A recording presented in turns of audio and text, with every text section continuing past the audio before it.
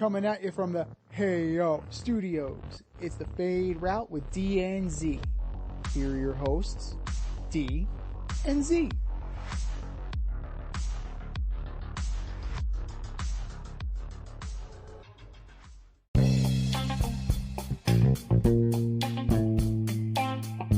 Coming at you live from the Ayo Studio. Hey Yo.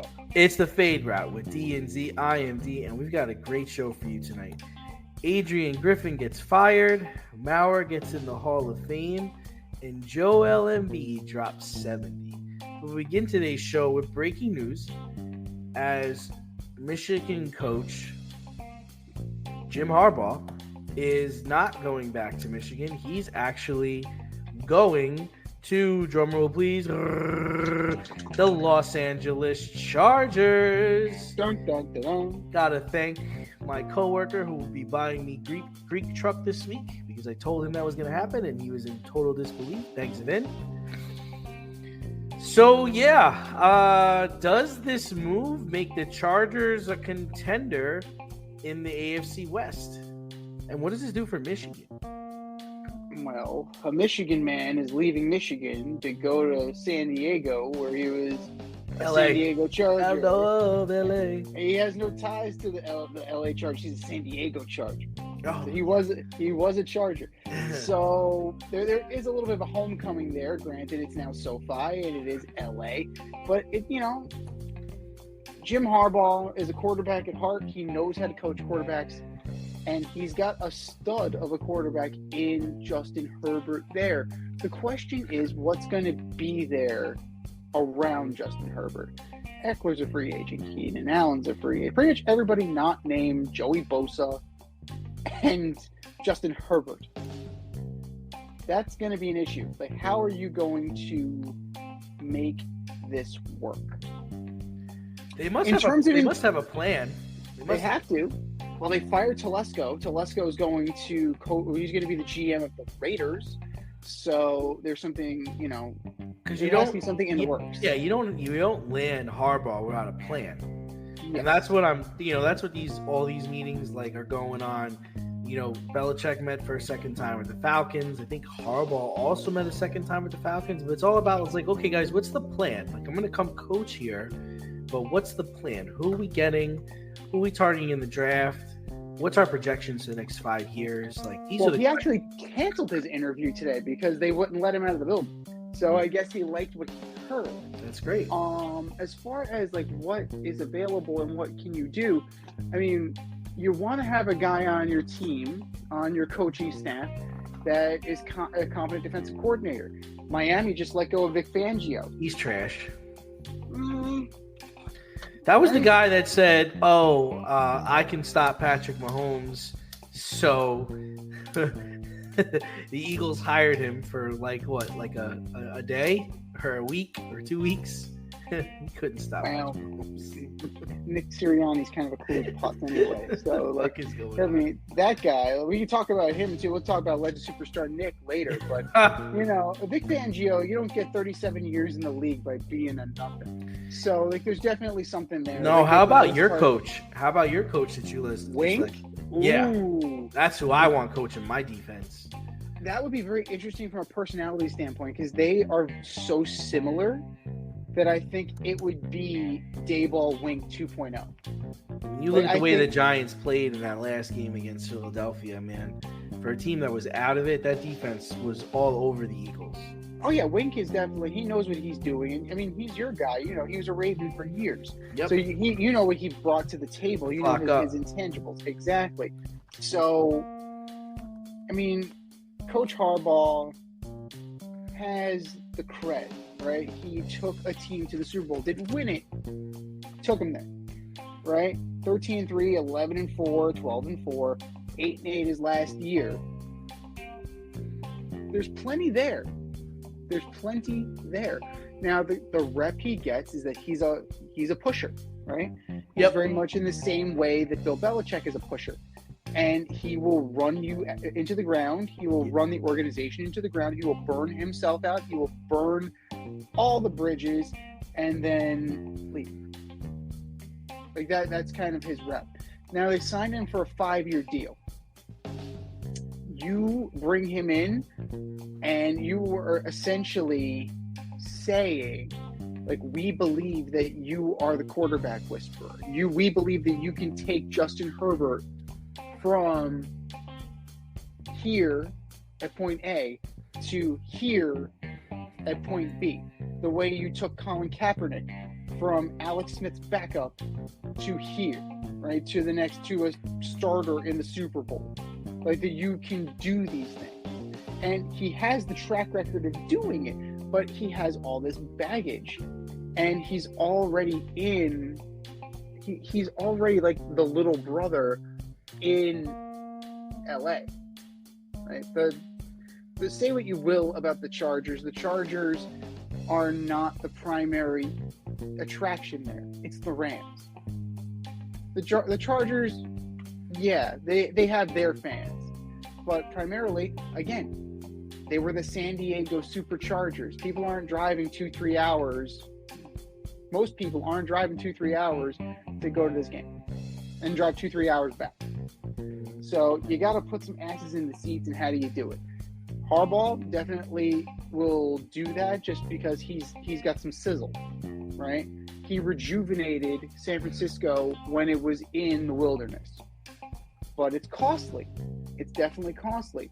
And I don't know if this organization is willing to pay that cost, because they haven't been willing to pay the cost at all in the past.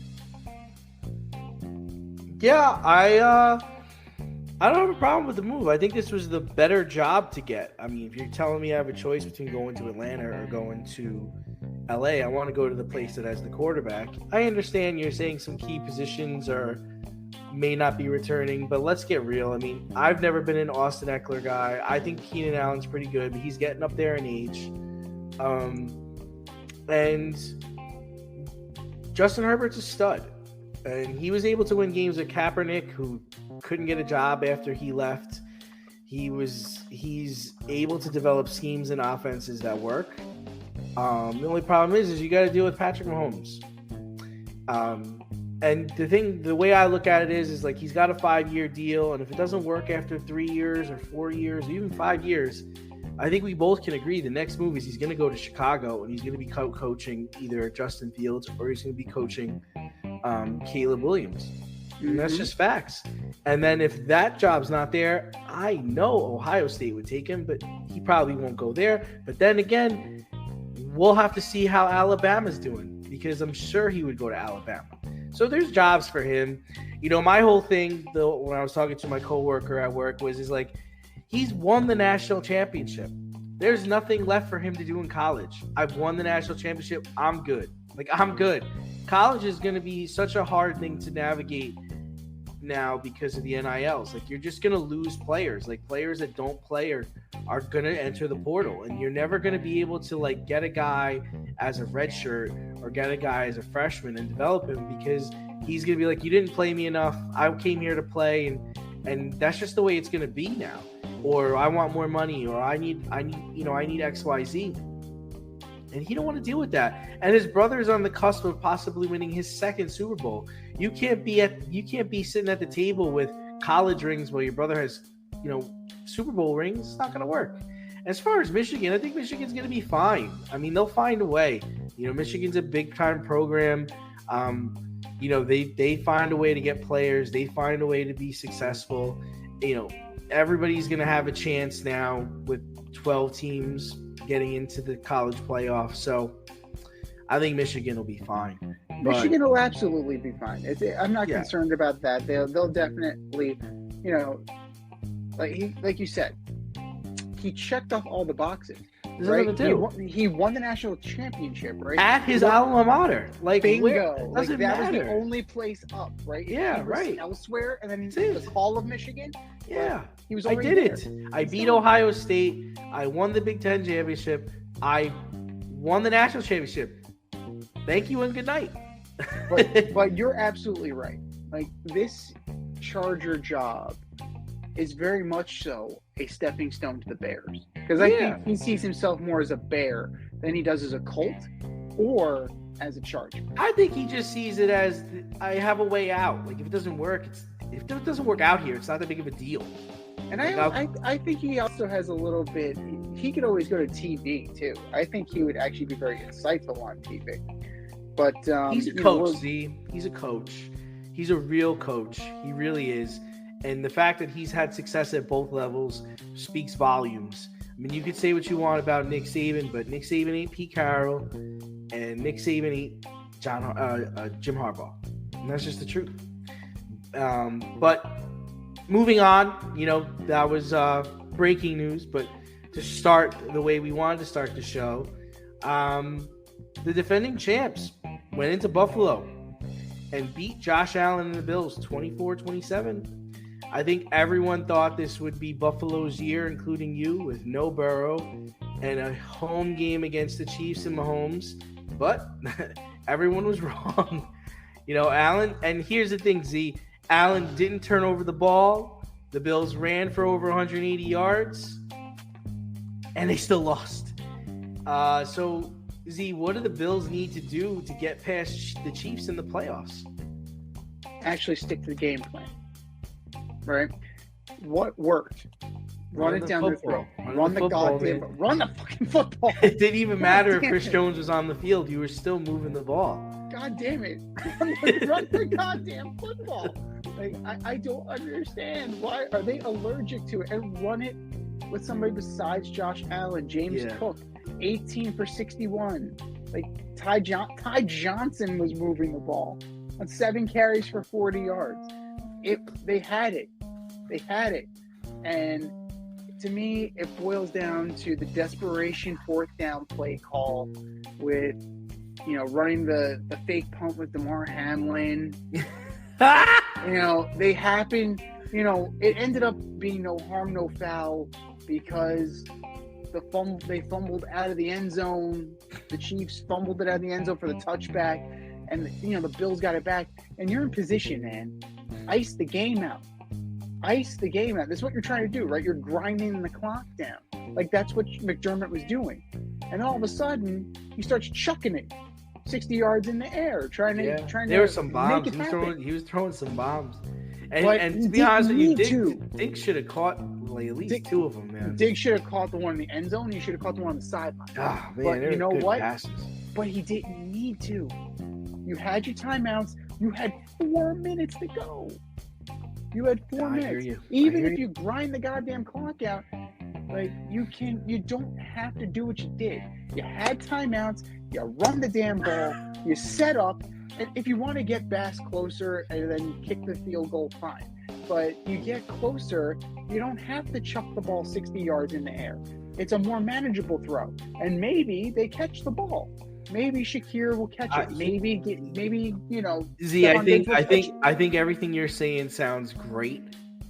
But Z, honestly, tell me that if they were to do what you said, grind it down, score, get up with a couple minutes left on the clock, you really believe that Pat Mahomes is going to get the ball and go down there and win the game? This is a guy that came back being down 30 seconds, if you remember. It only took him 13 seconds. 13 seconds. Yeah. It took him 13. Yeah. So that was my whole thing watching that game. I knew pretty early on. I'm going to the AFC Championship game, so I actually started planning my trip in the second quarter because I saw enough where you're not gonna put them down. They're gonna keep coming. And you have no answer. You can't stop them, and they can't stop you. But guess what? They're going to get the ball last, and they're going to beat you. I wrote down some stats here. The Chiefs were averaging, before kneel downs, the Chiefs were averaging 9 yards per play. Buffalo was averaging 4.7 yards per play. I mean, to me, Josh Allen's gonna be John Elway. He's gonna have these great playoff performances. He might even get to a Super Bowl, 1 or 2 of them, but he's gonna win the last 2 years of his career. That's where we're headed, man. That's it. That's where we're headed. This was the year. There's no Burrow. You got a home game against Mahomes. He doesn't have Tyreek Hill. This team is not good. Two is not ready. Chiefs Two is not ready. Now, next year, come on. Next year, it's loaded again. And now you got the kid from Houston who could ball. Lamar's going to be better. Tua's going to be better. Justin Herbert's got a new coach. You got to believe Burrow's going to come back with vengeance. In the 3 years he's played full seasons, he's gone to the AFC Championship game twice.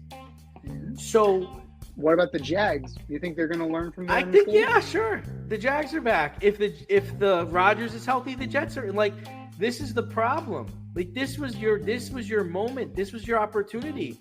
How does it get better?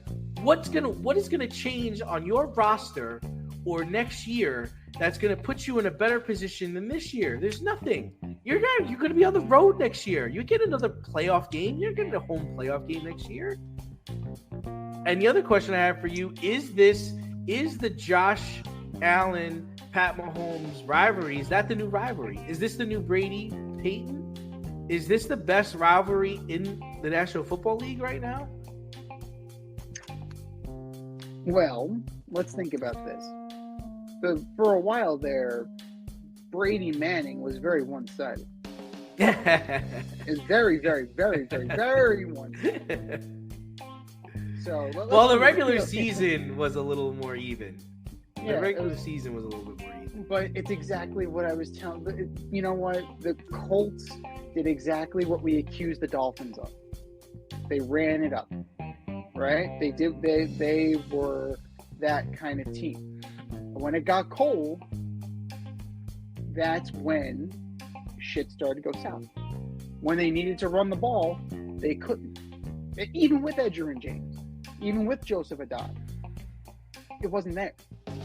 So they need to figure out, James Cook, they seem to have something there.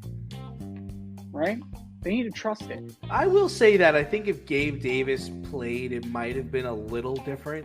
Because I think he gets one or two of those deep shots. He does, I think so. But there's nothing that tells me that you're going to stop nothing tells me that you're going to stop Patrick Mahomes. You've proved that in the regular season you can beat him. But come playoff time, you're, I think, 0-4 now. And you can't tell me that having Matt Milano and having Trey White would have mattered that much. Yeah, it would have, but not that much. I think all that it would have done, I think, would have been a lower scoring game. Maybe it's not 27-24. Maybe it's 16-21. Maybe it's something like that. Like, that's all it's going to do. It's just going to even it out. And this was a flawless game. This isn't and this is the problem. It's like you're talking about, okay, we're blaming it on scheme. We're saying, okay, they should have run the ball more. But you couldn't have asked more from Josh Allen. You couldn't have asked more from I'll even go to bat for them a little bit. You couldn't have asked more for them from their defense. They did what they were trying to do. There was a scheme involved, and they were like, we're going to take this away from them, and they did. They did exactly what they should have done, right? They out total yards. Right? Granted, it was only by 7 yards. Right. But still, you outgained them. Right? Mm-hmm. You outrushed them. You out third down efficiency them. They were 50%. Chiefs were 20%. Time of possession. The Buffalo Bills had 15 more minutes of time of possession. Crazy. You that's what I'm saying. Like, you're saying they should have grinded it out. They did. They held the ball. They did hold the ball. No, like, when you're giving up, what I'm saying. What I'm saying 9 yards per play. No, but when it came crunch time, when they needed to stick to the plan, they start chucking the ball. Like, yeah. No, that's not what you do. You're right. You're 100% right. You stick with what's working, and Sean McDermott, like, this is starting to follow him, right? Yeah. And should they go? Maybe they should talk to Bill Belichick. I don't know. I don't know, but we're talking about sticking to the scheme, and one team that stuck to the scheme over the weekend, and that was the Green Bay Packers. The 49ers did get by. They did beat the Packers to reach the NFC Championship game over the weekend, but it took 4 quarters and about 14 minutes to get control of that game. It was wet. It was rainy. Brock Purdy was not efficient early, but closed the game 7 for 8 on a fourth quarter drive that put his team in the lead. Now, Z, was this close game due to the weather and, maybe the 49ers having a week off, or did the Packers come to play? It's a combination of both. The Packers are riding the high of being the Dallas Cowboys, of being the only 7 seed to win and advance to the next round. The Niners did have that week off. They did start preparing in the second quarter of the Dallas game, like Coach Shanahan did. Yeah. Losing Deebo Samuel is definitely an issue, but that's starting to come around again, right? We're always concerned about when the San Francisco 49ers are going to get their injury. And they always seem to happen at the worst possible time. Mm-hmm. So, they have Jennings at least. So they were plugging in Jennings where they would plug in Deebo with the jet sweeps and the running backs out of the backfield. Yeah. Like, you're trying to make that work. So Juwan Jennings definitely, they may have something there. Ayuk didn't have the best of games, but I got to say that the Packers definitely outkicked their coverage this year. Like, neither one of us expect them to be good. We expect you expected Jordan Love to take the lead, and he did. Yeah, and he did. 21-34, 194, 2 touchdowns, 2 picks. Yeah. Now that gut buster at the end of the game, where he's jumping, he's doing the Derek Jeter jump. No, he's doing the Brett Favre, man. Yeah. That's what they do in Green Bay. Yeah. So there's definitely a Green Bay quarterback playbook. I mean, the missed field goal really took the wind out of their sails. But he's been missing field goals and extra points all year. Yeah. So I mean, I LaFleur said he just would pray to God every time he went out there. That's not a lot of confidence. I mean, I don't know, that's great confidence, but exactly. It's not what you want to do every time your kicker goes out there. But good. I mean, I wanted it to go. I really wanted to go Green Bay's way because, I mean, that's another team where they were gashing them on the ground. And they stuck with it. Like, we're gonna keep running the ball. You guys have all these pass rushers out here. You're all ready to defend the pass. We're gonna run the ball. We're gonna get 56 yards on a carry. Like, we're gonna run the ball down your damn throat, and then we're gonna pass it to people that are running wide open down the field. But you know what? Like, when it came down to it, they gave the Niners enough daylight that they were able to squeak through. And that's what good teams need. That is what separates the good teams from the okay teams and the okay teams from the mediocre teams. How do you take advantage of what the other team gives you? Now, Brock Purdy did what he needed to do. And again, he's maligned for it.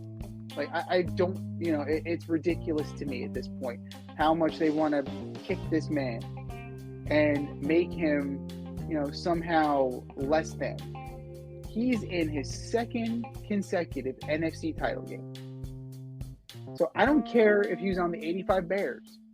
I don't care if he was on, the 0-16 Lions. I don't care. We need to start putting some respect on this guy's name. He's doing it, right? He's getting them there, and he is one of the reasons for it. He isn't going to be remembered in the same light like a Mark Sanchez. He's not going to be remembered for turning around, handing the ball off. Yes, that's a part of it. Because he has Christian friggin' McCaffrey. You would be stupid if you didn't hand the ball off. But when they need a throw, he makes the throw. It's not sexy. It's effective. Yeah, I mean, here's the deal with that whole situation. I mean, I think I sent you this stat in real time. Kyle Shanahan's 1-30 when down by 5 points or more in the fourth quarter. His first victory was this past weekend. Yeah. I mean, that's all I got to say about that. Here. Like, that definitely, it's definitely something that weighs on you, for sure. That's all I got to say about that. This team plays from ahead, right? That's most good teams do. Most good teams want to get Well, out of it. I think, But now they demonstrate they can do it. well, here's the deal. It's like they took advantage of a bad Panthers owner getting Christian McCaffrey. They really lucked out with Brock Purdy. They took advantage of a Redskins team or a Commanders team that was selling and got Chase Young. Mm-hmm. So, they're loaded. They're loaded. And it took you all 4 quarters to beat a team that didn't really belong in the playoffs. I mean, yeah, Green Bay got there, but they didn't belong there. I mean, I know they beat Dallas, but that doesn't mean anything. Like, they're a 7 seed. They didn't belong in the playoffs. 5 years ago, they wouldn't have made the playoffs, So, and I think San Francisco is going to luck out again this weekend because they're playing the Detroit Lions, who, in my opinion, you're going up against a rah-rah coach, and Kyle Shanahan is an X's and O's guy. So I don't know if the better team won over the weekend. I think the better team executed when it mattered the most over the weekend. Like, Green Bay misses the field goal, Brock Purdy comes down, is 7 for 8, scores the touchdown, wins the game. But that's exactly what I'm talking about. That's exactly what I'm talking about. Like, yeah, I'm gonna reference Tom Brady. You give Brady an inch, he's gonna bust through. Like, that's apparently the 49ers reached out to in the offseason to see if he wanted to come and play for them, and he turned them down. How crazy would that have been? That's ridiculous. And the only reason he turned him down was because his friends just threw him a retirement party, and he felt bad going back and playing after they threw him a retirement party. But wow, could you imagine that? Brock Purdy would have just been a backup this year. That would have been something. That definitely would have been something. But, I mean, kudos to the Niners. Like, they did what they were supposed to fuck do. The Niners. Fuck the Niners and their nepotism. I don't like that shit. He's there because who his dad is. And yeah, he did do his time and being an assistant and everything like that, but still, he's not Arthur Smith, man. I mean, come on, it's not like it's Arthur Smith. So this guy actually, yes, he was born to football royalty, but he did put in the time. Like, look at that coaching tree. By the way, you have Shanahan, you have McVay, you have McDaniel, you have LaFleur. Like, you have LaFleur. Like, all those guys were on the the Redskins roster under Jay Gruden, right? Under Mike Shanahan. Oh, under Mike Shanahan. I think Jay Gruden might have been there as the OC. So they might have all been they all might have been underlings for Jay Gruden. So it's crazy. Like, that's the new coaching tree to watch, man. Oh God! Please don't even go there. But since we're going there, you already referenced them. Let's talk about those Lions. The Detroit Lions were able to advance to the NFC Championship game to take on said 49ers after they beat the Bucs 31-23. If the Lions make it to the Super Bowl, does that discredit Matthew Stafford's time in Detroit? Big time. Because I would argue that Stafford had better talent when he was there. Like, he had Calvin Johnson. He had Nate Burleson. I think that those were better teams than what he's playing on now. And Goff has been there, 5 minutes? I can't believe Goff has been in the league for 8 years. You believe that? I believe it. He's been in the league for 8 years. Well, that first year was kind of lost because Jeff Fisher hated him. So it's one of those things that we'll play. Can you throw the ball? No, too bad. The other best part about this is, like, if Goff is able to get to the Super Bowl with Detroit, I mean, they'll love him forever. And if he winning a Super Bowl with the Detroit Lions is much more valuable than what Stafford did with a loaded team in LA, right? This is the equivalent of the 2016 Cubs. He never has to buy a meal in Detroit. Oh, yeah. Never. No drinks, no meals, no nothing. Jared Goff is golden. Dan Campbell is golden. These guys are legends. Absolute legends. And the thing is like, they kind of casted him out. And it was all because he didn't fit what McVay was trying to do. Meanwhile, McVay just got to a Super Bowl with him.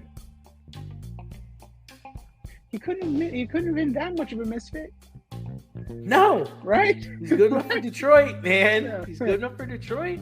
And granted, listen, Stafford still went to LA and won the Super Bowl. But we even talked about it back then. Like, you could have won that Super Bowl with Jared Goff. It's not like you couldn't have won it with Jared Goff. I mean, there's nothing that Stafford's slinging out there that Goff can't do. No.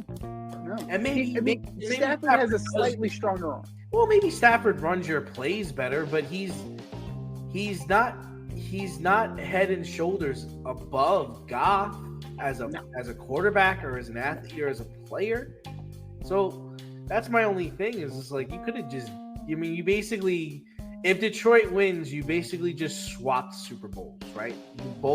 You made this trade, you both won, but I think if Goff stayed in LA, LA still wins. If Stafford stays in Detroit, they don't win. Like, this Detroit team would not win with Matthew Stafford.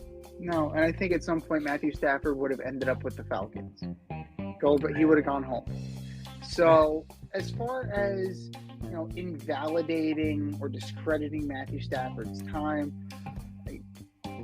I mean, it will, Z, because they're not gonna talk about Stafford anymore. They're always gonna talk about Jared Goff, and they won't talk about the trade anymore because it wouldn't be who won the trade, right? No. Because everybody won. Right. That's an old-fashioned football trade. Everybody wins. Right. Now, who got set up long term? Who got set up for the better? Oh, Detroit. Easily Detroit. Yeah. Easily Detroit. They got Gibbs. They got Laporta. They got Jameson Williams. They were able to draft Aiden Hutchinson. Like they did all right for themselves. 100%. They did all right for themselves. And that's a kudos to the organization. They finally put their head on straight, and they started doing that under Martin Mayhew when they drafted Matthew Stafford, right? I think what happened is they finally hit on their draft picks, and they have a coach that has them looking forward and not looking behind them. I think that was big because there were some low points in the season. They dropped a couple of games, and he kept them looking forward. And they think the turning point was when they went to Dallas and got robbed because they should have beat Dallas. That was their game. That was their game. And listen, they beat a good Bucs team. The Bucs team was in it. Another team. It came down to the last drive. The Bucs were game. Yeah, and Baker Love threw the pick, but they were in it. And that's all you want to be is you want a chance. You want a chance to win a championship. Are you in need of air care maintenance or service? I have the company for you. Air Care Technicians. They service the Westchester and Northern Bronx area and can help you with all your heating and cooling, maintenance, and service needs. Just give them a call at 914-315-1547. Again, that's 914-315-1547. Or shoot them an email at aircaretechnicians@gmail.com. These guys are the real deal as they are veteran-owned, licensed, and insured. Make sure to tell them that D&Z sent you. But in Milwaukee, you need more than just a chance to win the championship to keep your job. So the Milwaukee Bucks were not satisfied with being in second place in the Eastern Conference with a little less than half the season to go. So they fired first-year head coach Adrian Griffin yesterday. And today they hired Doc Rivers to, I guess, right the ship of the second-place team. So it's a weird question, but I guess can Doc Rivers move the team into first place? I guess because that's the only thing that's lacking here, and maybe compete for a championship this year. I'm sorry. Did I miss something? You did. I don't know. I mean, how did the conversation go? Like, you call him, right? You call him into your office. And he's, heading up there. He's like, hey, what's going on? He's like, yeah, you're doing a great job. The team's in second place, and we've only got 13 losses. But we're going to have to let you go. It's like, I'm sorry. Can you say that into my good ear? Yeah, what? We're going to have to let you go. We just thought we'd be a little bit better at this point in the season. That much better. We're in second place. Yeah, I know. But I thought, we're kind of lacking on the defensive front. It's like, you traded my best defensive player in the offseason, Drew Holiday. Bingo. Yeah, but we brought in Dame Lillard, and he's supposed to be scoring more and closing out games. It's just like, I am totally. Are you sure? Is this really happening? Am I in the Twilight Zone? Is this an episode of Scanners? Like, what the fuck is going on here? No. Yeah, we're moving on. We're actually gonna go with someone we've been consulting with all season long. We're gonna try to get him in here and try to right the ship. Right the ship. We have the same record as the defending champions, the Denver Nuggets in the West. So I just said, are they righting their ship? Are they firing their coach? Let me take a 20 here. So you're staging a coup, and you're bringing in Doc Rivers. I served you this on a platter. Like, what are you? It's a fucking joke. It's an absolute joke. So the only thing I think is, is there a sexual allegation that's going to come out? There has to be more to this story. You can't tell me that the players are quitting on this guy. And how could that be? I mean, what was he supposed to do? Like, what is he not doing? They got half the season left. He's a first-year coach. If you didn't want him, why'd you hire him? Why didn't you hire Doc Rivers in the offseason? Why did you fire Mike Budenholzer? Yeah, I think that was all because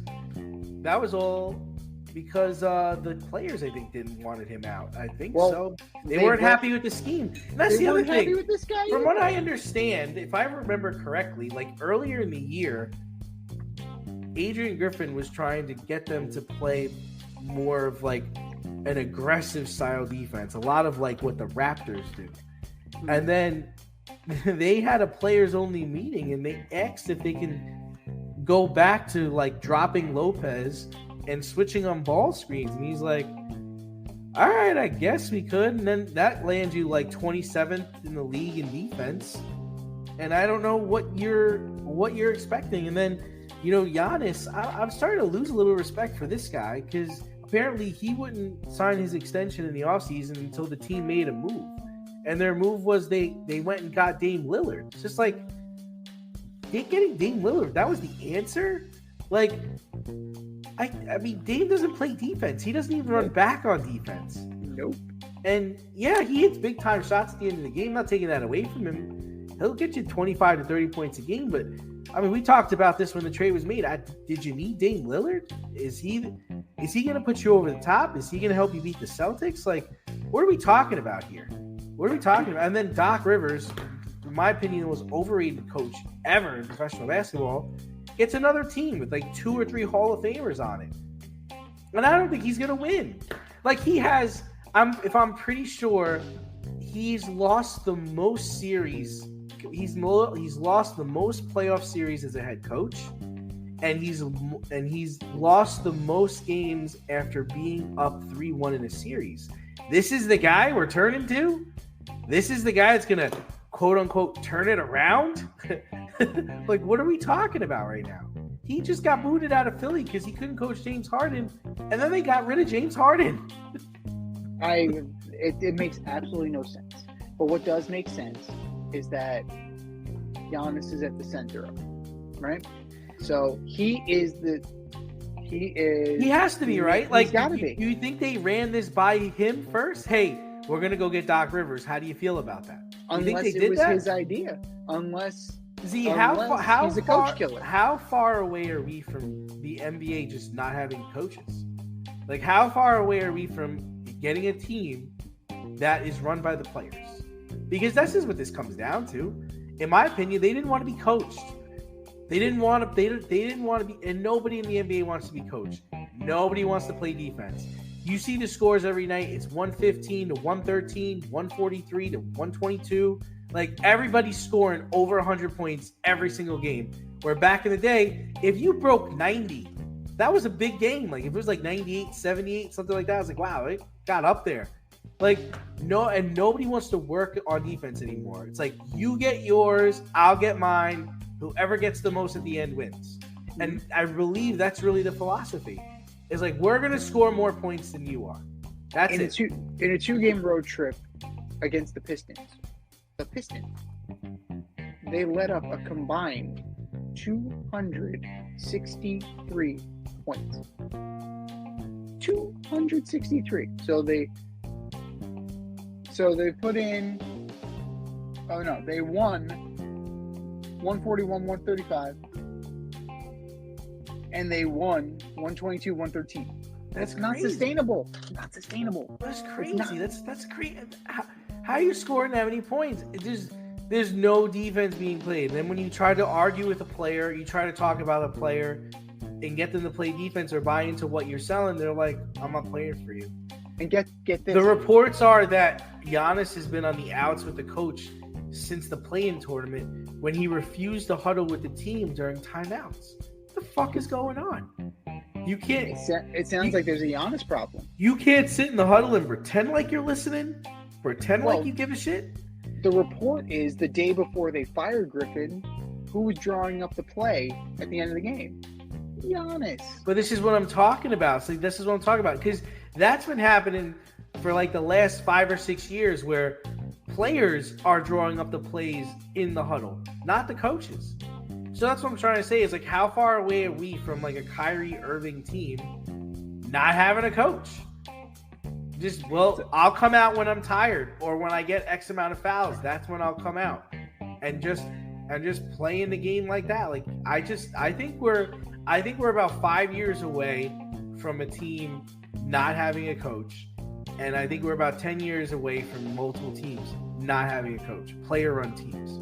So it wasn't that far off when KD and Kyrie were talking about, like, maybe I'll do it one day. Because that's the way they feel. That's their real philosophy. That's the way they feel. Kevin Durant, he might take direction once in a while, but he ain't relying on his coach to put him in position to score buckets, to put him in position to block shots. He's doing him. He's all about experiences anyway. You're getting a lot of Giannis, KD. That's the other problem is like you bring in this guy Adrian Griffin. He's a first-year coach. He don't got any rings, and he's gonna come in the huddle and talk to Giannis and talk to all these Bucks players who just won a chip a couple of years ago. It's not gonna happen. Now Phil Jackson walks into the room. It's like, okay, yeah, this guy's won more than me. I'll listen to him. Or Pat Riley walks into the room like, all right, I'll listen. Pat knows what he's talking about. But this was doomed from the start, and I feel bad for Adrian Griffin because he didn't get a fair shake. It was 43 games. Why not let him finish the season? What was the harm? What's the foul? You're in second place. Maybe it gets turned around. Maybe he figures it out. Maybe he talks to you better. How could he lose his job, but the guy who coaches the Orlando Magic and the guy who coaches the Detroit Pistons keeps his job? How does that work? Because they're in on it. That's the whole thing. They're in on the whole thing. We're gonna suck, and you're a part of it. These guys, the expectation was that they were supposed to take on Boston. They were supposed to be better than Boston. They were supposed to, win the chip. And it's still early. It's so That's early. the thing. Now, you think back to when LeBron canned David Black. When LeBron canned David Black. It was around the same thing. It was like 30 and 10, 30 and 11, something like that. They caught fire with T. Lou and they won. Okay, sure. But that doesn't always happen. No. That doesn't always happen. Bullshit. And you know what? You're not entitled to this. At the end of the day, Adrian Griffin came here with credibility from the Raptors. He built the defensive core that won them a championship. He was there with Nick Nurse. He was an architect of that defense. So, he's got some credibility there. Now, he needed to cut his teeth as a head coach. My concern is that he never gets another head coaching job. I don't think he will. How can you? You blacklisted this guy with that. I don't see how you can do that. And how do you fix, let's think about this. Yes, the major issue was getting rid of Drew Holiday. Not so much bringing in Damian Lillard. It was the getting rid of Drew Holiday because your defensive identity was Drew Holiday. How do you replace that guy? How do you do that? Because you need to. Are you calling the Bulls about Alex Caruso? Like, what's your idea? What's your move? Because, Philly's right behind you. Boston's not that far ahead of you. You're still in striking distance of winning the conference. Now, unless, there was no plan. And it's starting to exceedingly seem like there was no plan. Doc was available, Doc was around, and all of a sudden, Doc is a much better option. Why? Because Doc won with Kevin Garnett, Ray Allen, and Paul Pierce. I'm pretty sure you and I could have won with Kevin Garnett, Ray Allen, and Paul Pierce. For sure. So, yeah. So, I don't know. Like, to your point, Doc couldn't get it done in Philly. Couldn't get it done with the Clippers. He could not get it done. So I think you're setting yourself up for major league disappointment. But while the Bucks had major league disappointment, it was a ball night on Monday where there were big time games from some big time players. Joel Embiid dropped 70 on the Spurs. Karl Anthony Towns had 62 against the Hornets, and Kevin Durant had 43 against the Bulls. Big deal, little deal, no deal, any of them? Combination? What do you think? I'm not about it. I'm just not about this version of the NBA. I mean, I think it's embarrassing. Embiid dropping 70 on Wembanyama. Where the fuck were you, dude? You're 7'4". Maybe you weren't playing head-to-head on Joel Embiid every play, but, dude, he had 70 points through 3 quarters. What the fuck? Karl Anthony Towns took it upon himself to just keep scoring even though his team was losing, which is ridiculous. They lose at home to a terrible team. I think they lost to Portland. They lost to the Hornets. Awful. And then Kevin Durant dropping 43 against the Bulls is like, whatever, but, dude, pass the ball? I don't know. Listen, I think I have a different outlook on the NBA than most people do. I'm more into the team basketball aspect. I'm more into defense. Listen, Embiid is a really, really good player. But it's different watching Embiid get his points than watching like Kobe drop 81 in the Garden, right? It's a little different. Watching Shaq dominate on the board, scoring 34, 35 points. 70 points, man? Where is everybody? Are we just letting them go take layups? What are we doing? And then 62 for Towns. What good was it? You lost. It's embarrassing. I think it's embarrassing. I don't think it's good for the league, all these points being scored. This isn't like football where you're or hockey where we're trying to get scoring up. Scoring dilutes the product. I want to see some block shots. I want to see some defense. This is like an all-star game every other night. So I'm going to say it's no deal. I don't give a shit about it. No. And not to mention that the Sixers only won by 10. He dropped 70 and they only won by 10. Yeah. How efficient is that? How fucking efficient is that? That's terrible. But then you're also looking at, and this kind of exposed to me, and I'm totally with Coach Finch.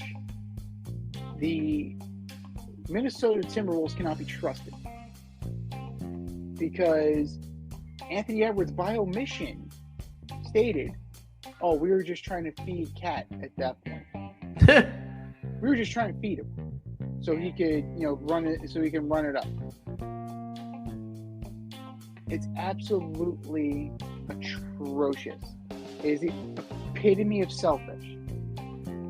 Epitome. I'm waiting for another guy to pull the Ricky Davis thing where he tries to score on his own basket and gets the rebounds and gets his triple-double. So I'm waiting for that because this is absolutely ridiculous. There's no defense. A lot of defense has been legislated out. It has been.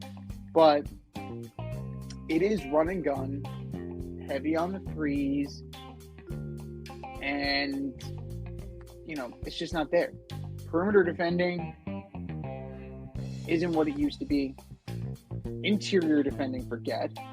Outside of, Rudy Gobert and Jokic. But, run them up, fill them in. That's what they're trying to do. They're just trying to get as much scoring in the game as possible because that is what is exciting. That's what they can brand, right? That's what will make the highlights on SportsCenter. That's what will be the TikTok clips. Not a clutch block.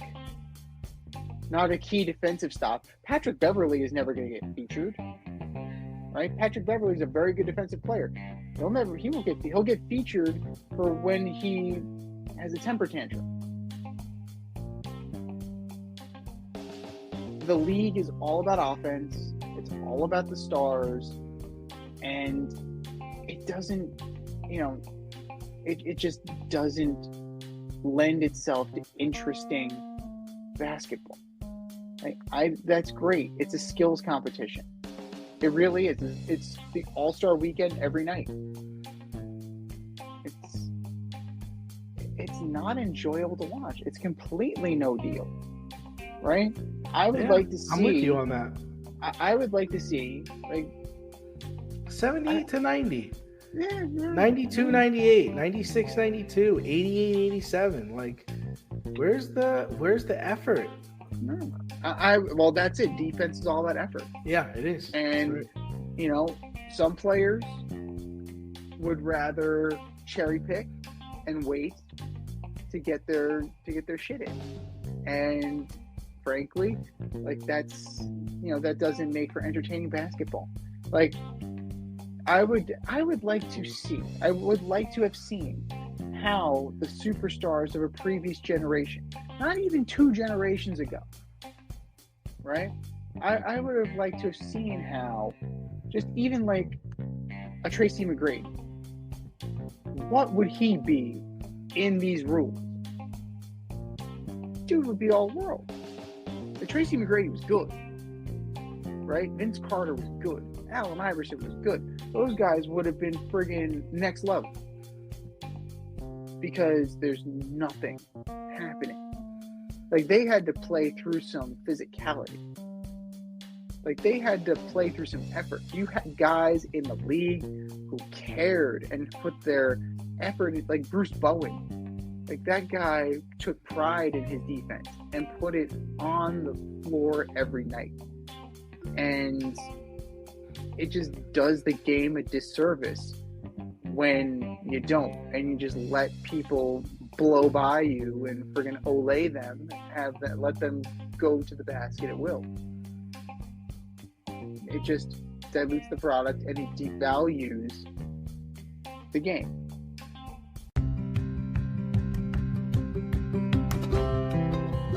Do you love brownies? Of course you love brownies. But you know what's better than a brownie? A delicious, handcrafted, gourmet brownie delivered right to your doorstep. That's what our guys at Sweet Life Brownie Co. offer. Chef Tommy D and the crew offer a dozen delicious delights that you will crave, from the classic OB to Dutch apple to campfire s'mores and many more. Check out their website, sweetlifebrownieco.com, for their Friday brownie drops. At noon, their site goes live and you see what they're making. Since you're there, become a site member and earn points. You earn 50 points just by signing up. Make sure you follow them on Instagram and Facebook too, at sweetlifebrownie_co, for the latest updates and their latest releases and creations. That's sweetlifebrownieco.com. Give them a call, 845-641-3043, and tell them D&Z sent you. That's sweetlifebrownieco.com, 845-641-3043. Sweet Life Brownie Co., because there's always room for a brownie.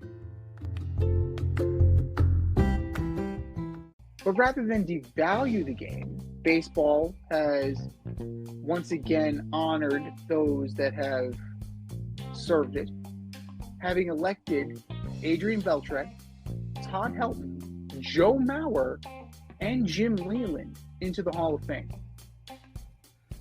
you have any issues with those guys, or did they get it right?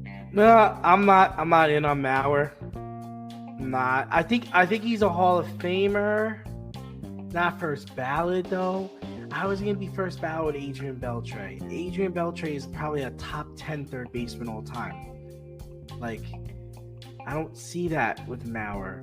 Mauer now, if I've got this correct, I think it's him, Pudge, and I want to say Johnny Bench are the only first ballot Hall of Fame catchers. Does he really belong in that conversation? I don't know, man. I don't know. And I like Joe Mauer. I was always a Joe Mauer fan. And I'm not even saying he doesn't belong. I'm saying he does, but not first ballot. Like, come on, he's the Hall of Very Good, right? He's a very good player. Like, no rings, right? I think he has 2 or 3 batting titles. But, 3 times. Okay, 3 times. No championships. Nope. Okay. Like, okay, see, hear me out on this. If you're giving me the choice between Joe Mauer and Jorge Posada, I'm gonna take Jorge Posada. Like, if I'm starting a team, yeah. If you're giving me the choice between Joe Mauer or Buster Posey, I'm taking Buster Posey. You know what I mean? Like, I think Brian McCann is up for election next year. Yep. Give me the choice between Brian McCann and Joe Mauer. I'm taking Brian McCann. I'm not even thinking twice about it. I like him. It's not like I hate him. Like, there are players I hate. I don't hate Joe Mauer. I actually like Joe Mauer. But, I mean... But enough about Derek Jeter. Yeah, that guy. Like, okay, like his numbers are comparable to Campanella, Dickey, Cochran, and Posey, but I'm going to take those 4 guys over Joe Mauer, right? He's comparable to Michael. He's comparable to Michael Young at this age. Michael Young's one of my favorite players, so Michael Young also could play like 7 positions. Yeah, but is Michael Young a Hall of Famer? No, in my opinion. No. So I that's like right. Michael Young too, but I love Mike. He was one of my favorite players. I wasn't a Texas fan. I just liked the way he played the game. He was a big dude. He could hit home runs. He could play defense. He's a good player. Now, if Mauer had won an MVP, or if Mauer would have won the World Series, all right, yeah, okay, well, sure, I can get on board with this. But you're not. You're just, like I said. When it comes to the Hall of Fame, I'm very like elite, like all-time player. Meaning you'd have been successful in anytime you'd have played. And he just doesn't do that for me. I'm not taking a lot of Hall of Fame catchers over him, but now he enters that conversation. Like, when you say Campanella, when you say Dickey, when you say Cochran, you're gonna say Joe Mauer, right? And I just think that's wrong. And then it's a disrespect to Beltre, who's head and shoulders better baseball player, like all around baseball player, all around better than Joe Mauer. Now, if you want to say, like, he was the best of his time, okay, yeah, I guess you can get on board with that, but what does that mean? It doesn't mean anything. It doesn't do anything for anybody. Okay, so I hear you. I definitely hear you. But you're actually, like, the Jorge Posada thing is actually very interesting. I'm looking at the numbers, and Jorge Posada had more homers. Yeah. Jorge Posada had a higher OPS. Yeah. Jorge Posada had more RBIs. Like, it's very interesting. But Posada was a better Silver Slugger, 5-time All-Star. Yeah. But Mauer does have the MVP. Oh, he has one MVP? He has one. 5-time Silver Slugger, 3-time Gold Glove, 3-time batting champion. Posada was a switch hitter. Yeah. Right? Yeah. Switch hitting power catcher, and Posada's got 3 rings or 4 rings? He's probably got 3 or 4. He's got his 4. He was on the 09 team. He got 4 rings. He's played some meaningful games in the postseason. He's beaten teams. He's been a part of it. He's a champion. That's the problem. So now, does Jorge get in? Jorge ain't never gonna get in. Like, that's the problem. I'm pretty sure he's off the ballot. Is Varitek's not in, right? But see, that was an interesting one. Like, as far as catchers go, who is gonna be the guy? Like Buster Posey, definitely. 100%. That's your model. And granted, Mauer checks a lot of boxes that Posey has, but I think Posey has 3 championships. He's got at least 2. 3. And he might even have an MVP. Yeah. So that's the problem. So what are we going to do? We're going to put Joe Mauer next to Buster Posey in the Hall of Fame? How the fuck does that look? We don't got to put people in every year. Just because they're on the ballot, you don't have to put people in every year. Well, you also don't need to put them in on first ballot. Right. That's the other thing. I mean, look at Gary Sheffield. Gary Sheffield was on eligibility. That's hard. That's hard because he's one of the. He is a steroid cheat. He's a steroid guy. He's a steroid guy, like Clemens, like Bonds. Right. So that's the like problem. Sosa. Right. That's his close. Yeah, that's cute. A-Rod's at 35%. So it's not happening. These guys are, That's okay. Like, I'm okay with Sheffield not getting in because of what he did. So that's a wrap. But those guys will wind up getting in when the players vote. So. Well, think about this one. The Buster Posey comp. Excuse me. Mauer's got a better batting average. Posey has a few more home runs. So they both had under 200 home runs for their career. Wow. That's surprising for Posey. Mauer had over 100 more ribbies. Wow. Actually, close to 200 more ribbies. Wow. That's crazy. Yeah. So, but the eye test, Z. But the eye test. Like if we're starting a team, are you taking Buster Posey? Or you taking Joe Mauer? I would say Buster Posey. Okay, you're starting a team. You taking Jorge Posada or you taking Joe Mauer? Begrudgingly, I'm taking Jorge Posada. Okay, you're starting a team. You're taking Campanella or are you taking Joe Mauer? I'm going to take Roy Campanella. Yeah, that's the problem, right? You're going to take all these players over him. Like, the thing that's eating at us with Mauer is that we watched him, and he was a singles and doubles guy. But I loved him. I really did. He was a solid player. I enjoyed watching him play. I remember watching him play. I loved watching him play. I like those Twins teams. I don't have a beef with him.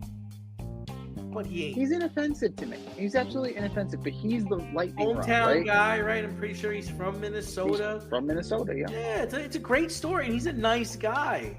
I don't have anything against him. Joe, I love you. I know you listen to the program. But Joe, I don't know. First ballot. I mean, come on, man. Like, seriously? The one to me that's kind of like Joe Mauer definitely like giving the eye test and like, maybe, yeah, right. But Leland, yes. I love Jim Leland. Adrian Beltre, yes. Todd Helton outside of Coors Field was average. Yeah, that's true. But you know what? He like Larry Walker, he put together enough of a solid career. 316 lifetime batting average, 359 homers. Almost 1,400. But that's another good example. You taking Todd Helton or Joe Mauer? I'm taking Todd Helton. Yeah. You're right. You're going to take, right? I'm going to take Todd Helton. You're going to take Joe Mauer or Adrian Beltre. I'm going to take Adrian Beltre. Like, this is the problem. It's just that it was a bad year for him for this to happen. This was not the year for him to get in, right? He should have gotten in a year where like Jimmy Rollins and Scott Rowland, like you could be in that like kind of group, right? That's more your group. He could have gone in next year when Billy Wagner gets in. Yeah, you could be right. Yeah, sure. Be with those guys. Or Ben Zobrist. Oh God, Ben Zobrist. Well, I sent you the list of the guys that are up for. It's unbelievable. Unbelievable. Let's look at that list. Let's do that right now. Let's do it right now. That's the group you belong in. Like, come on, man. This is. Yeah, next year you're looking at Granderson, Felix Hernandez, Adam Jones, yes, Ian Kinsler, Russell Martin, Brian McCann, yes, Petey, no, Hanley Ramirez, no, CeCe, yes, Ichiro, yes, Tulo, absolutely not, and Zober. Fuck no. So I think Felix deserves a shot. Maybe not first ballot, but he should get in. And CC and Ichiro. That's it. Nobody else belongs in. I'm sorry. Justin Pedroia, you had a nice little run. You didn't play long enough. Brian McCann, you're the Hall of Good. You're the Hall of you're not even very good. You're good. And I would still take Brian McCann over fucking Joe Mauer. Oh my God. No, I'm taking Hanley Ramirez over Joe Mauer. And let's not get crazy. I would take Hanley Ramirez. I think he was a far better shortstop and a better baseball player. Now, like, let's project a little bit down the road here. Like, next year, those guys come off because they're in. The guys that we mentioned are on. You have Sheffield comes off. Wagner's in his last year on the ballot. He is at 73%, 74%. So he needs 3%, right? So he needs about 2%. He needs 1.2% to get there. Okay. Andrew Jones is close. Not that close. How does Andrew Jones not get in as a first ballot Hall of Famer, but fucking Joe Mauer gets in as a first ballot Hall of Famer? Come on, that's ridiculous. Andrew Jones stayed too long. Yeah, that's the problem. This is true. But he did have one year where he hit like 50 or 60 bombs. Yeah, and he was a far better fielder than Joe Mauer. I know Joe Mauer's a catcher, but like superior fielder. You know, agreed. He was one of the best center fielders I've ever seen. Ever. You know, he hung on to him. He went to the Rangers. Yeah. He went to the Yankees. Like, he just kind of like lingered, and he became like this. No. He became a fourth outfielder. Like Joe Mauer had a 14-year career, and then he was gone. Yeah. You know. Yeah. And you know, you look down the pipe here, like A-Rod and Manny or A-Rod and Manny. You got Chase Utley. You got Omar Vizquel, Bobby Abreu. Omar Vizquel? If Bill Mazeroski's in, Omar Vizquel is in. Omar Vizquel is a better defensive player than him. Probably the only defensive shortstop I've seen that's better than Omar Vizquel was Ozzie. Yeah, Ozzie. And Cal. Cal was good. And Cal. Barry Larkin was very good. Yeah. But I gotta say, the two that I've seen that were great, truly great with the glove, Vizquel and Ozzie. Yeah. So, I mean, then you're looking into the Jimmy Rollinses, the Mark Burleys, no. Torrey Hunter, no, and David Wright. No. I'm a Met fan. David Wright's absolutely not. No. Like, you could be in the Hall of Very Good. We could open up a building across the street. David Wright can be in the inaugural class with Don Mattingly and Keith Hernandez. Yeah, sure. Like, I mean, we just need a new building. We need to open up a new building. We have to open up a building. It's called the Elite Athletes or something like that, where we're just putting the greatest players. You know, none of this garbage of like, you know, the Brett Favres of the world. Like, none of that. We don't need any of that nonsense in here. We want Tom. We want Joe.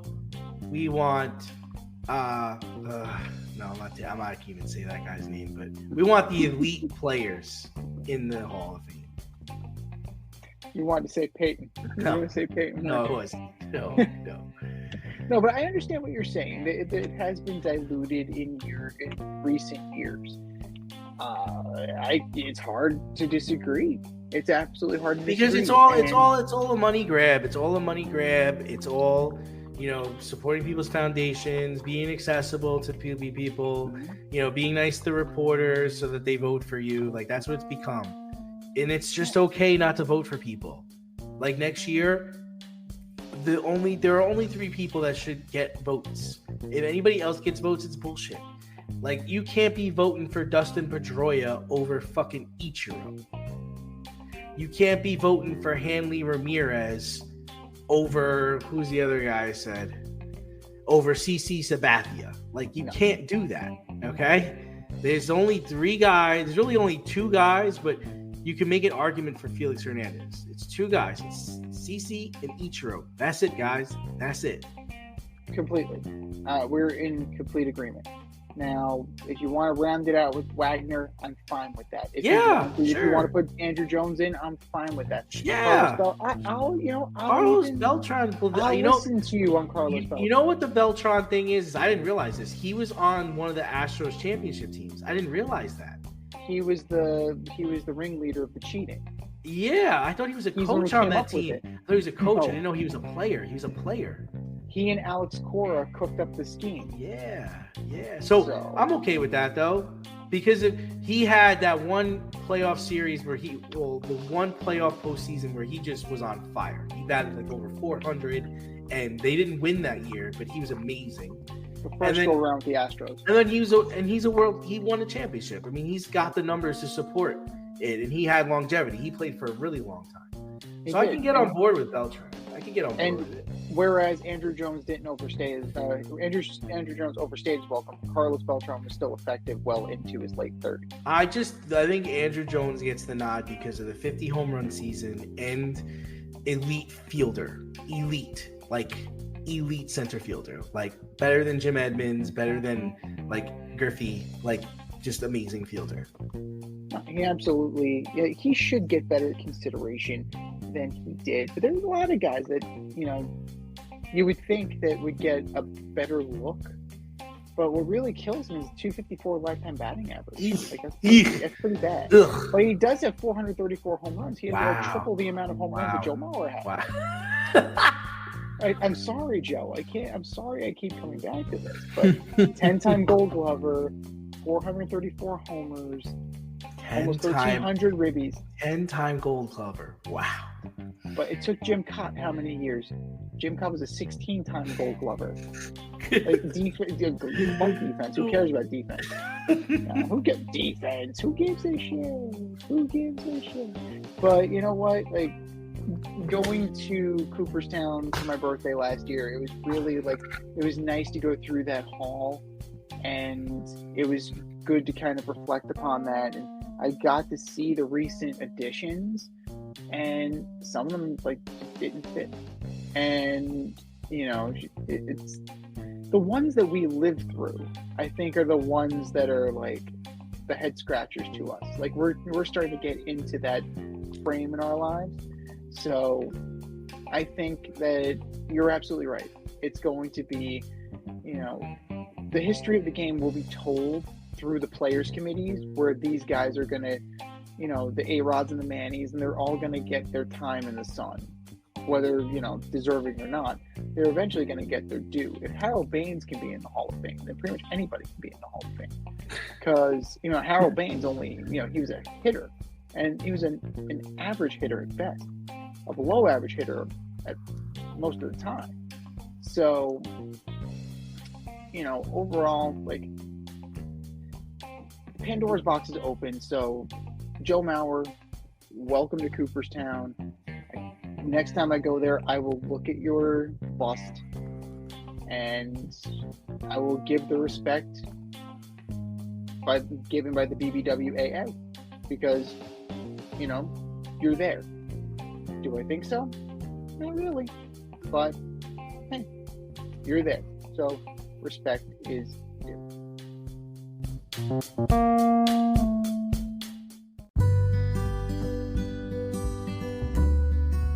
Avoid messy accidents. Get better stopping power with your brake pads. Callahan brake pads. You never know when you'll be driving in the road and there will be a truck tire that you need to avoid and save your family. Callahan Auto. We really care about what's under your hood.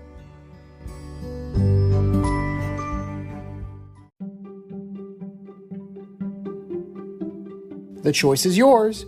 Swipe left or swipe right.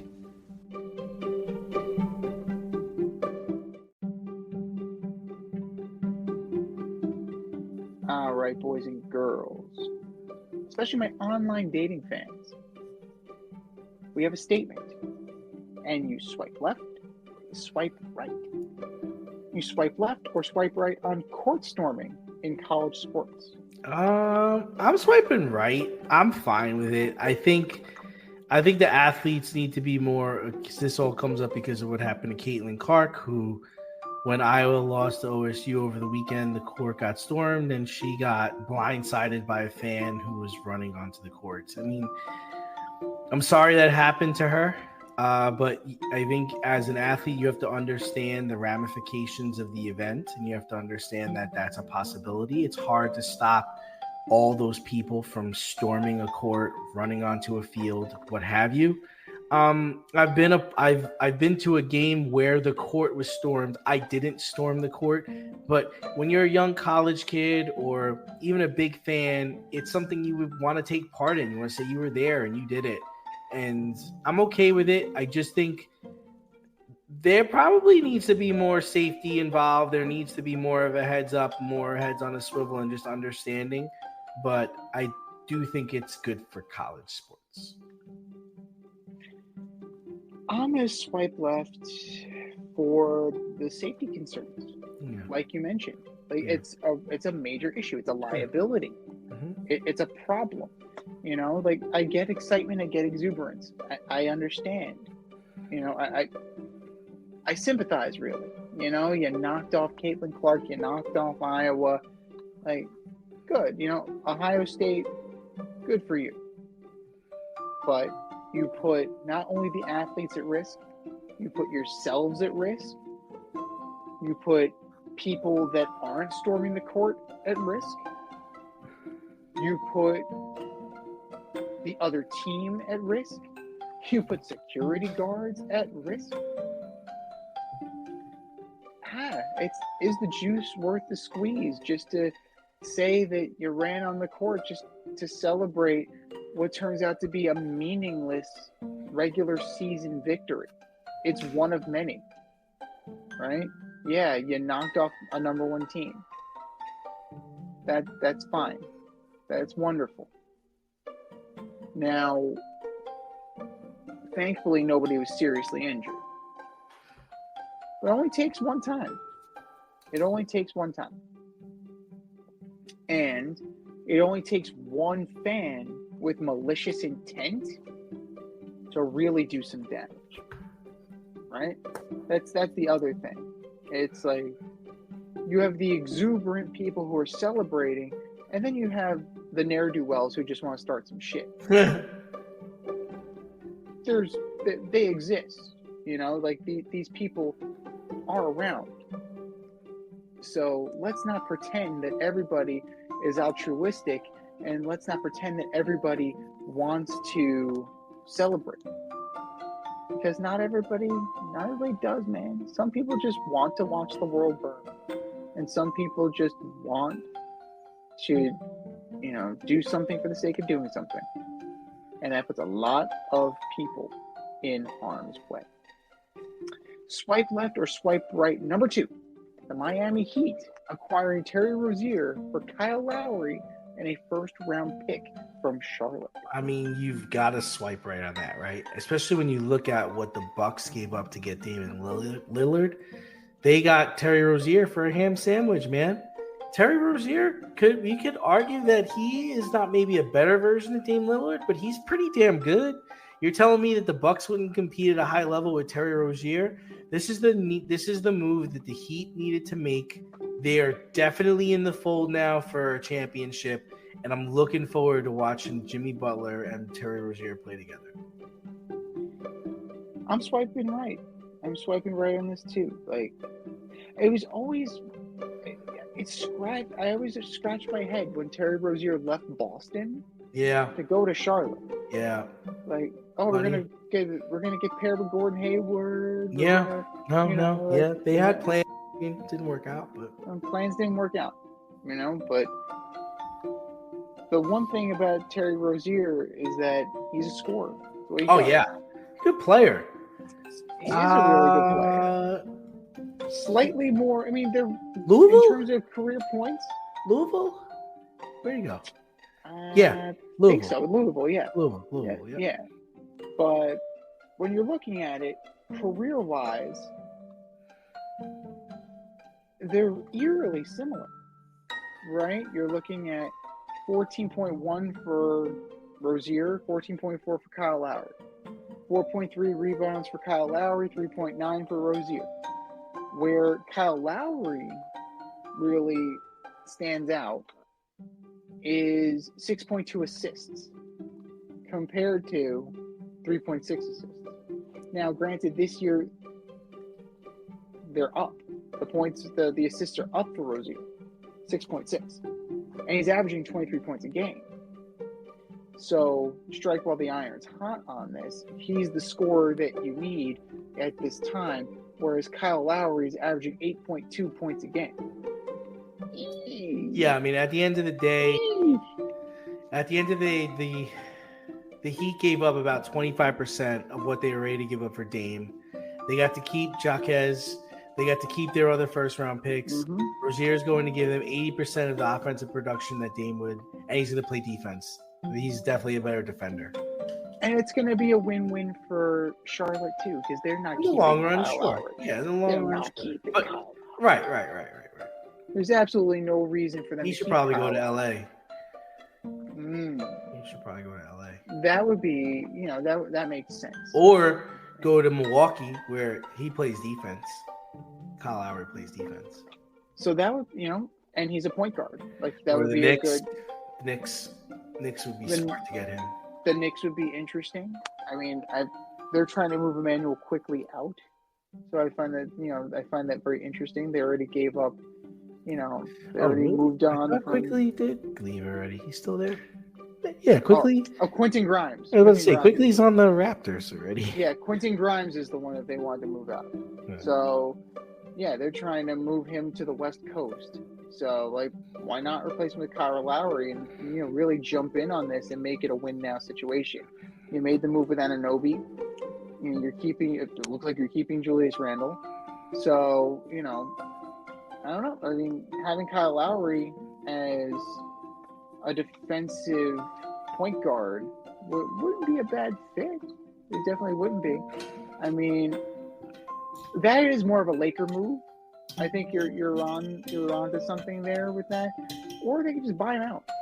That's the other thing. Like the Hornets could always buy him out, and I think that there are options there. And the moral of the story is that it was a win-win trade in terms of the player and the first-round pick.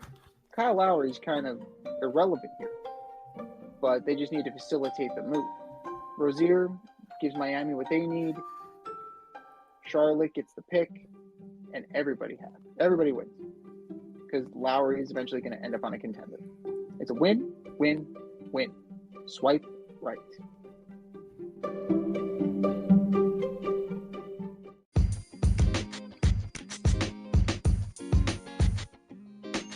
Your favorite podcast has its own merch line now. Go to the Fade Store with DNZ.com today for all your Fade Route merch needs.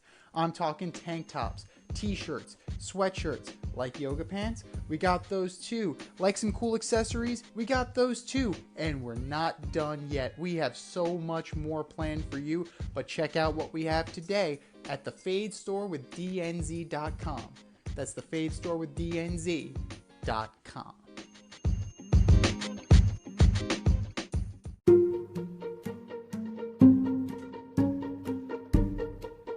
The Fade Store presents the Alleged Superstar of the Week Award.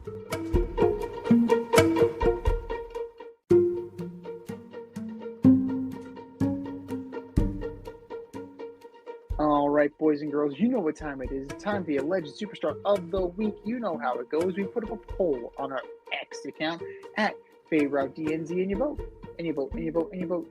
And the winner of said vote gets a shout out on this here show and takes home the coveted ass trophy. And do you know who took home the coveted ass trophy last week, Dean? I don't.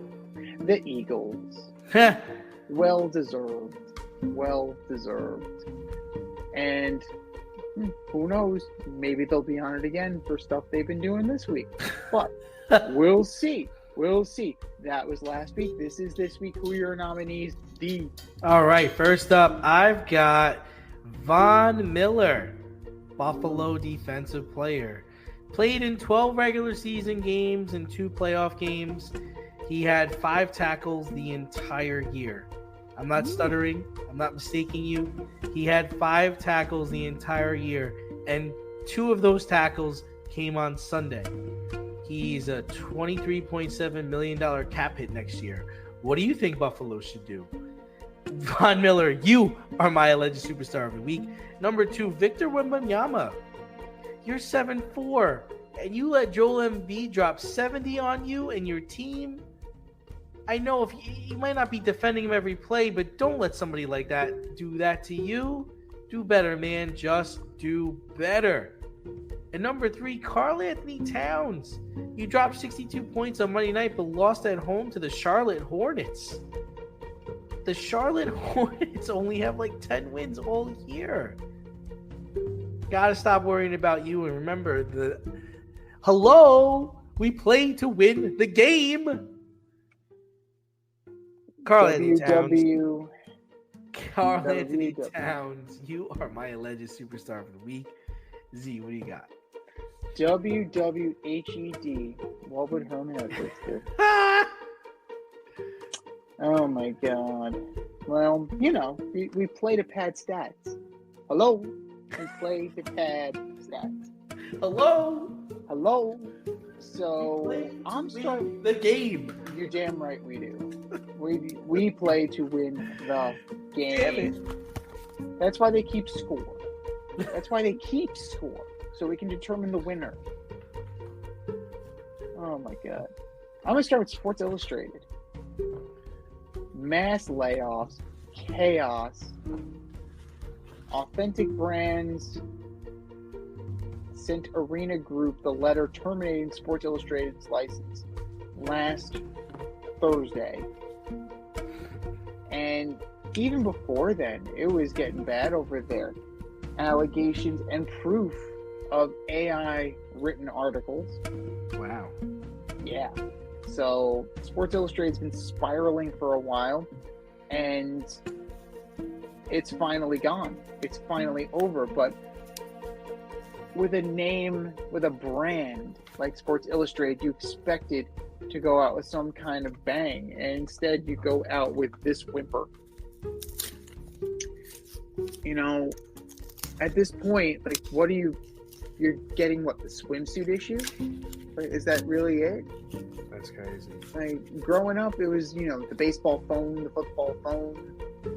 You used to get your news from Sports Illustrated. It used to be,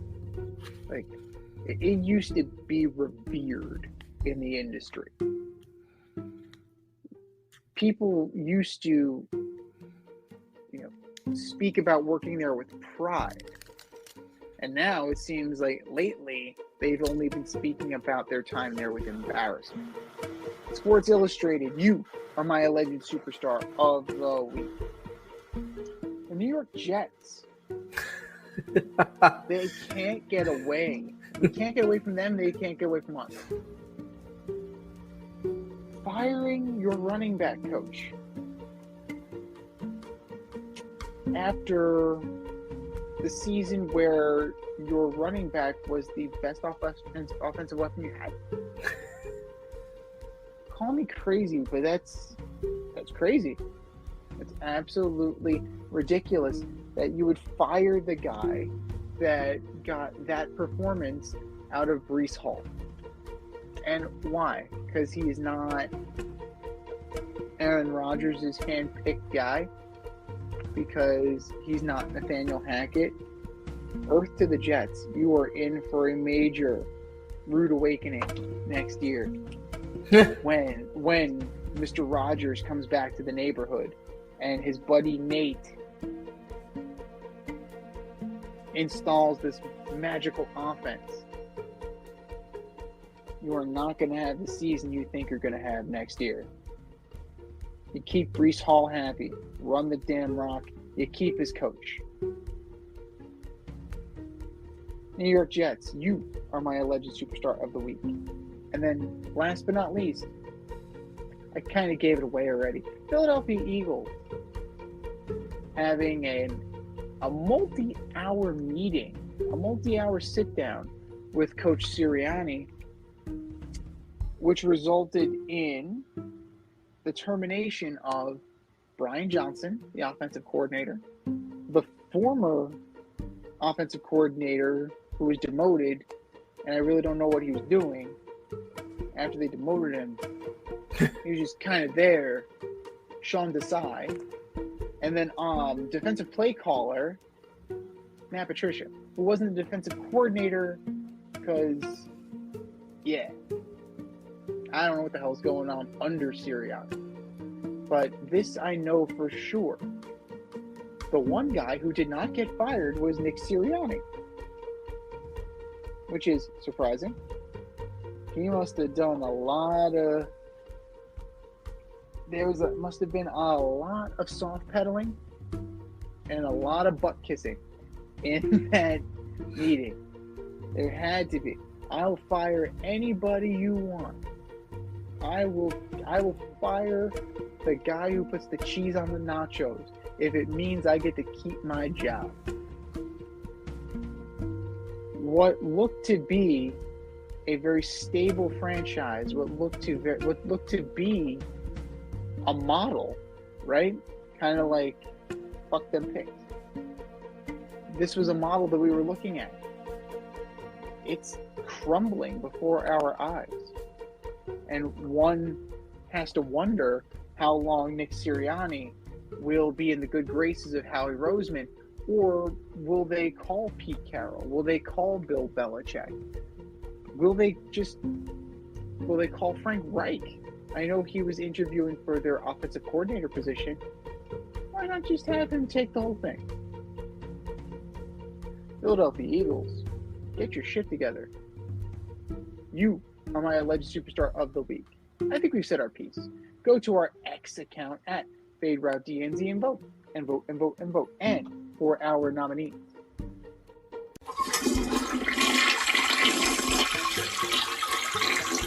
Just do better, boys. Just do better.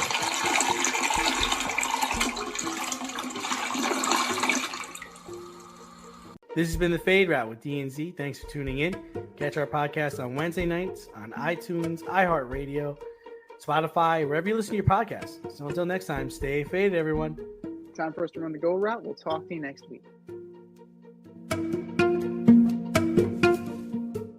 Thanks for listening to this episode of our podcast. If you like what you heard and want to hear more, be sure to like and subscribe on your favorite podcast platform. Rate us 5 stars, leave us a review, turn on subscription notifications, and tell your friends. Spread the word, spread it wide.